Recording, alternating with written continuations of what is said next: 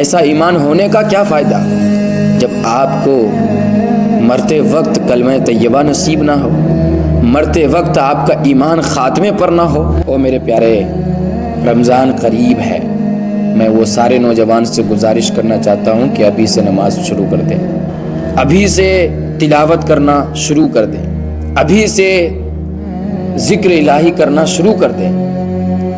میرے پیارے، شعبان آتا ہی اس لیے ہے، شعبان کو شعبان اس وجہ سے کہا جاتا ہے کہ یہ رمضان کے لیے استقبال کا مہینہ ہے۔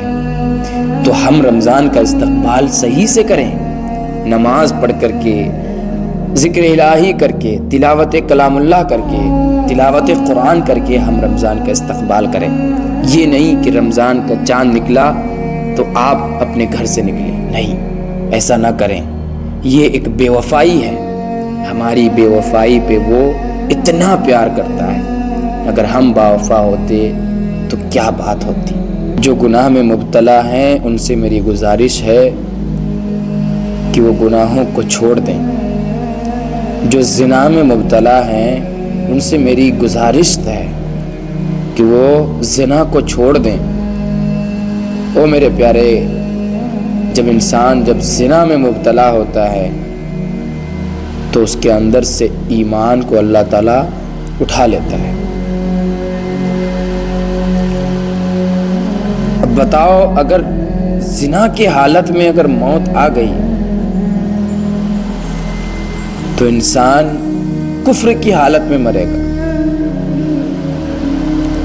اور کفر کی حالت میں مرنا، یہ سمجھو کہ انسان کی جو ہے آخرت تباہ ہو گئی۔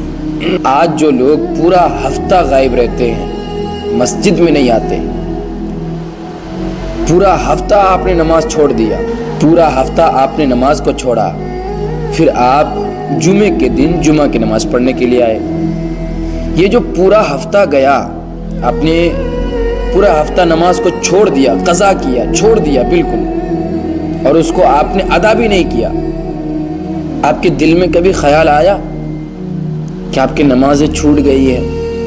وہ نمازیں جو اللہ کے حبیب صلی اللہ تعالیٰ علیہ وسلم نے فرمایا 2 گناہ ایسے ہیں جو قیامت والے دن اللہ تعالیٰ معاف نہیں کرے گا۔ ایک تو یہ جو حقوق العباد ہے، آپ نے کسی کا دل دکھایا، کسی کا مالی زیادات آپ نے ہڑپ لیا، آپ نے کسی کے پیسے کھا لیے، یہ حقوق العباد ہے۔ ماں باپ کو ستایا، یہ حقوق العباد ہے۔ دوسرا وہ میرے نبی نے فرمایا جو نماز رہ گئی ہیں آپ کے ذمے میں فرض، اور آپ نے قضا نماز ادا نہیں کی، کل قیامت کے دن یہ بھی معاف نہیں ہوگا۔ فرمایا گیا جس نے ایک ٹائم کی نماز جان بوجھ کے چھوڑا، گویا اس نے اعلانیہ کفر کیا۔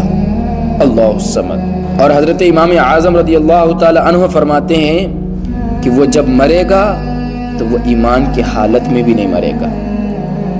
کیا فائدہ؟ آپ نے پوری زندگی جو ہے اپنی زبان سے اپنے آپ کو کہتے رہے کہ ہم مسلمان ہیں، ہم رسول اللہ صلی اللہ تعالی علیہ وسلم کی امت ہیں، ان کے غلام ہیں، لیکن آپ نے جو ہے اعلانیہ کفر کیا نماز کو چھوڑ کر کے جان بوجھ کے، اور پھر جب آپ کا انتقال ہوگا تو آپ حالت ایمان میں بھی نہیں رہیں گے۔